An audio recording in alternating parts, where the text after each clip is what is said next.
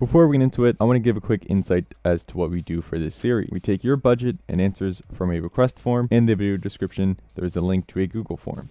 It slowly gets updated every so often. With this information, we try to build the best computer we can to fit your means. Unless there are budget constraints, we spec out systems on AMD and Intel, both using their DDR4 and DDR5 Gen platforms. Once the build lists are complete, we compare each build using online benchmarks and list out the pros and cons between the top builds from the benchmarks. Using those, then we can determine what build is the best for your use case. But we can't do any of that without your input. Speaking of the Google form, let's see how you fill it out.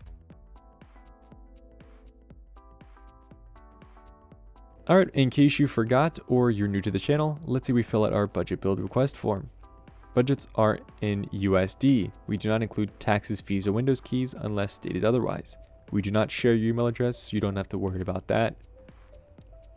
For type of system, we have gaming, working, or combination of the two. For form factor preferences of your motherboard, this will determine what case size we can go with. You can select mini ITX all the way to XL ATX, or you just have no preference. For CPU and GPU preferences, we have your Intel and AMD for CPU, NVIDIA AMD for GPU, no preferences for either, or you can select other and type in what you want. For areas of focus, we have your CPU, cooling, motherboard, memory, storage, graphics card, case, and power supply. Now I will be changing this out soon to be more hierarchical, so it'll show like 1, 2, 3, or 4, and so on, so we know which ones to focus on based on your priority. I will let you know the next time I do this change in the next video, so just stay tuned for that. Here we have already purchased our own system components. If you already have the PC parts from your previous build, or you just have already bought them, just let me know down in this answer here below. Just put it in the format of the component type and the general info. There's no sense into buying 2 computer cases. For peripherals, if you want or need any peripherals, just let me know here. And then other, you can either put the budget you want to add on to your total budget, or let me know here if you want to take a percentage of your budget and put it specifically for peripherals. And then lastly, we have any other request you have. You want RGB, no RGB, and again, any other final request you have. Quick disclaimer, prices will vary if any sales are going on or stock changes at the time of recording. Because of this, we tried to get the budget builds as close or slightly over the stated budget. Unless asked, we are not including taxes, shipping costs, OS keys, or peripherals in the final cost from the budget. Alright, let's see what we have for this month's responses. And would you look at that, we got 3 responses for this month's Google form. So we are going to be doing this in a priority style, so even though we have a second and third response, we're just going to start with the first one and continue working like that. So our budget is $1250 USD, wants a combination work system, form factor preference of ATX. For CPU and GPU preferences, we've got an Intel and AMD CPU, so we'll build both of those out. Of course, using an NVIDIA graphics card. Areas of focus are CPU, cooling, memory, storage, graphics card, and power supply. Doesn't care about the motherboard or the case, which is perfectly fine. No purchase system components. Peripherals are none, and does not want any RGB. Now, I said this before, I do want to change this to be a hierarchical system, so you can choose if you want CPU, then cooling, instead of just selecting your areas of focus. Alright, with that out of the way, let's get on with actually building out these systems.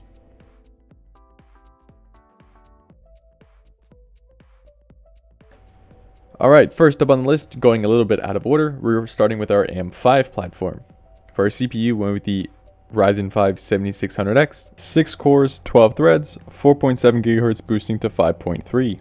For cooler, we went with the NZXT Kraken 240. This is a 240mm AIO. For the motherboard, we went with just a B650 from Gigabyte. This is using that ATX that the user requested. For memory, we went with the G-Skill Flare X5. It's a 32 gig kit of DDR5 6000. Of course, it's CL30. Can't really get too low of a CAS latency speed with that. For storage, we went with a 4TB Seagate Barracuda drive. Because the user is using this as a workstation as well as a gaming computer, you kind of need some bulk storage for that. And we also went with a 970 EVO Plus from Samsung. It's a PCIe 3.0x4. Now you can get a Kingston PCIe 4.0x4 SSD. It is going to be 2 terabytes for the same price, a little bit more, but I decided to just stick with Samsung. For a graphics card, we went with an RTX 3060. This is the 12 GB version. For case, we just went with the cheapest case we could. And then for power supply, we went a little bit overkill at 850 watts from Corsair. And then with that promo discount on our motherboard, it leaves us with $1225 USD as our price for the PC. Now I did say that the power supply is a little bit overkill, since right here it says estimated wattage is only 414 watts. Now you kind of want to go double, which is why I put 850 watts. But if we decided to actually spec down, we'll actually save 20 bucks and then end up having another 50 overall to spend. So if we go ahead and we rework the list here, going for a 750 watt power supply, we get this. So I don't really want to compare this build since we're actually $45 over the budget. But for, let's say, $45 over the budget, I dropped the CPU cooler down from the NZXT Kraken to the Arctic Liquid Freezer 3. Now you can technically get a tower cooler for half that, but because the Ryzen 7 7900X 3D pumps out a little bit of heat, we're just going to stick with that liquid cooler as well as using it for the rest of the builds. Unless when we go to do Intel, I'm able to find a liquid cooler that's a little bit cheaper than this. But this is the builds right now. There's not a lot of sales going on, so it makes sense. And then pretty much for the rest of the things, we kept the same motherboard, storage, video card, and case. And then we bumped that power supply down to a 750 watt. Now again, this is $45 over budget. I know I'm rounding up, but it's just something to think about and something to look at. Again, at the end, I may just reference this, but for our AM5 build, we're just going to stick with our Ryzen 5 7600X and the rest of these parts. Once again, if you bump that cooler down, you save $20 USD, which brings you down to 1200, or at least almost 1200 flat. And then you can use that $50 USD pretty much wherever you can, or just save onto it and use it for, if you have tax, use it for that. All right, with AM5 out of the way, let's move on to our Intel builds and see what we have for that. Now, quickly before we move on to Intel, everything in this parts list right here is going to stay the same no matter the generation we're going to use. I know we're going to be spending 865 USD. We may change the power supply depending on the spec build. I know this says 750 watts, but we may bump it up to 850 watts. But once again, before we move on to our Intel platform or even our AM4 and our DDR4 variant of Intel, this is that template we're going to use. We may end up changing a few things, hopefully not. Oh, and of course, yes, our DDR5 RAM is not going to work with our AM4 platform, but we'll try to get something similar in that spec. So let's check out what we have for our Intel builds.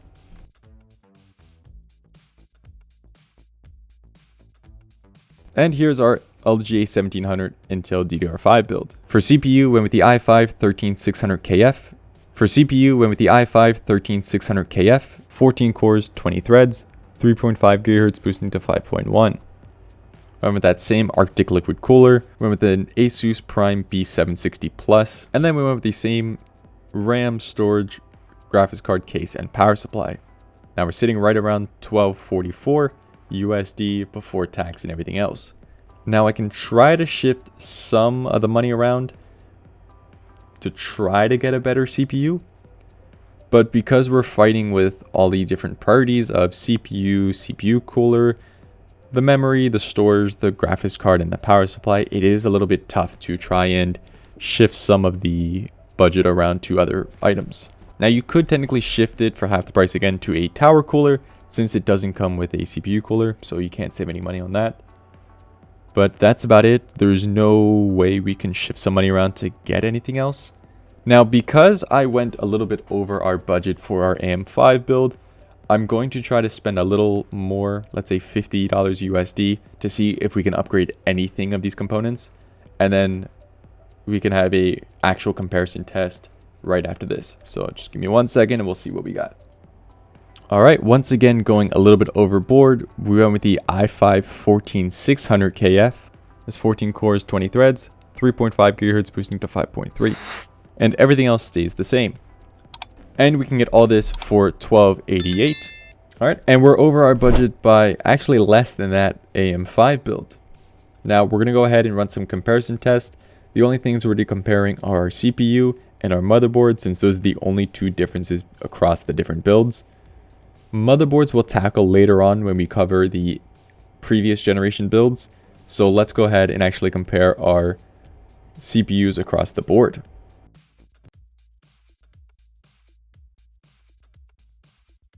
And here we have our CPUs for our in budget, over budget, in budget, over budget. And if you scroll down a little bit, we can actually see that Intel takes the cake on this one. Whether you go in budget or over budget, you're actually a lot better off than you are going AMD, which is very interesting, but it's because we can get 14 cores compared to the 6 cores you can with the AMD, or 8 cores compared to the 14 cores. So all in all, yeah, you're actually better off getting the 13600KF or the 14600KF. All right, so now that we know that our Intel is our winner for our newest gen, let's check out the previous gen and see what we can build out with that. So here's our build template out, just like before, for our AM4 and our Intel build. Now I haven't gotten the RAM yet, but that's actually perfectly fine. So let's edit this parts list, add our AM4 builds, and see what we got.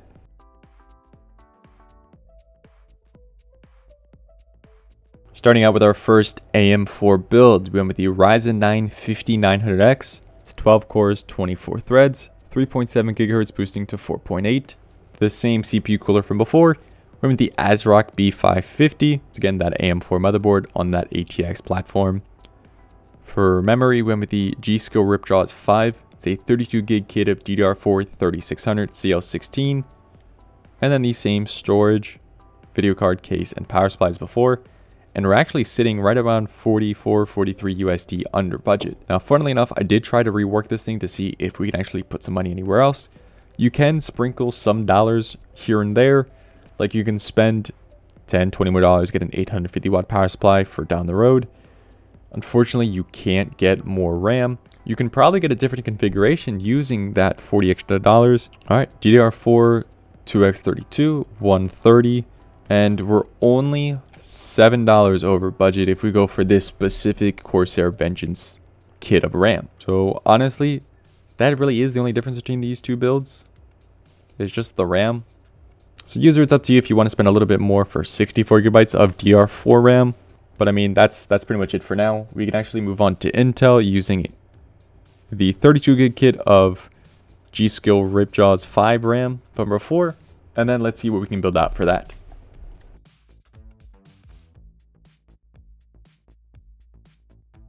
Real quick here, the user said they wanted an ATX motherboard, but they said they don't want any RGB. The issue is the cheapest motherboard that Intel has to offer has RGB. The second cheapest has a little bit RGB. The third cheapest has RGB. The fourth cheapest, so we have to spend $20 extra to not get RGB. All right, let's continue on this build.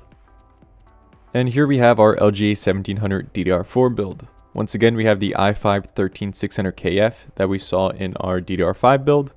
We had that same Arctic Liquid Freezer 3. And then for the motherboard, we went with the MSI Pro B760-P. This is a Wi-Fi DDR4 motherboard. And then the same memory, storage, video card case, and power supply as we did for our AM4 build. And the best thing about this is it's actually under our budget at $1234 for this build. Once again, we have to do that overkill build. Technically, it's not overkill, it's just over our budget. So for our CPU, we went with the i5 14600KF. 14 cores, 20 threads. 3.5 GHz boosting to 5.3. And then everything else from the CPU cooler all the way down to power supply stays the same. Now the only thing I'm going to say for this is that we're sitting right around 500 watts of power, which the 750 watt power supply is actually perfectly fine, but I would actually spend a little bit more money on that power supply if you're going to spend over your budget. I'm not telling you to spend over your budget. Always stick to that budget, especially for sales. But if sales are going on and this price actually drops to your budget, I would actually get a better power supply and then build this out. So with all these builds out of the way, let's go ahead, test out our CPUs and see what we can go on from there.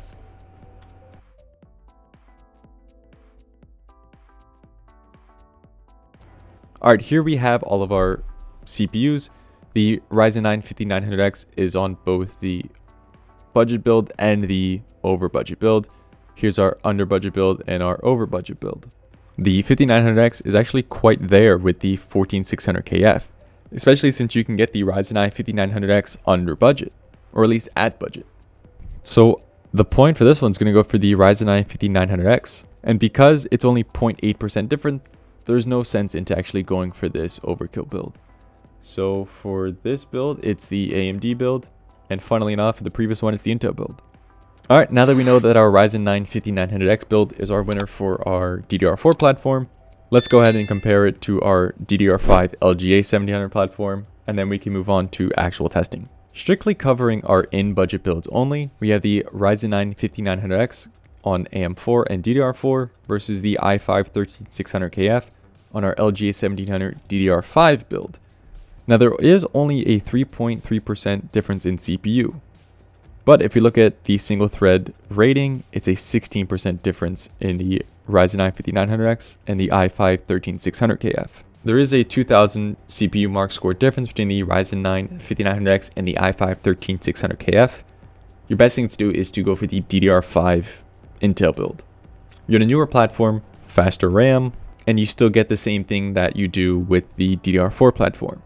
Still get the same power supply, you get the same case, video card, your storage is the same, even your cooler is the same. So your number one thing to do, best thing to do is go for this, the i5 13600KF.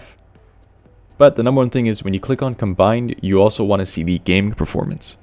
So what we're going to do is we're going to try to find a 13600KF with a 3060 and the Ryzen 9 5900X with a 3060 as well.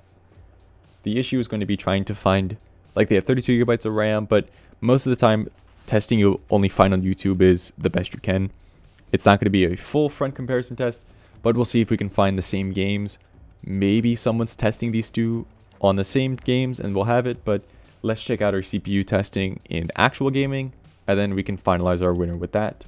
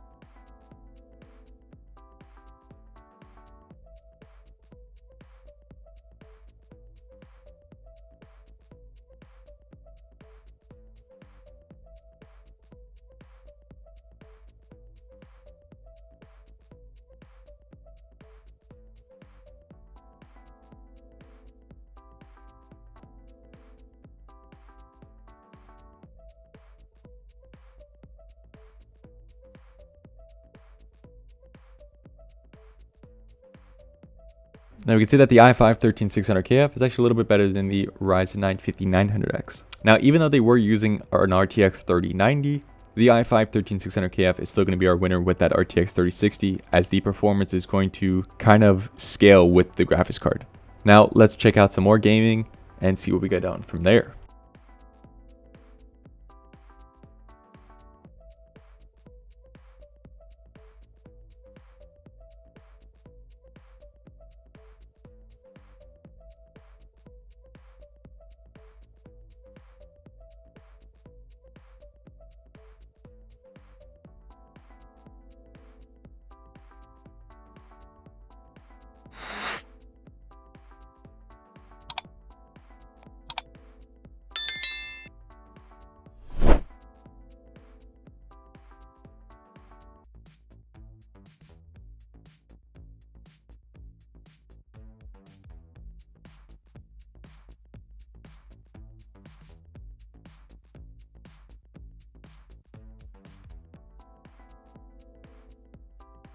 Alright, once again after Mark PC's test, we can see that the i5 13600KF is actually better off, even though they were using an RTX 3090 Ti. But for all of our builds, and since the user is just building a fresh PC, you're better off going for the i5 13600KF.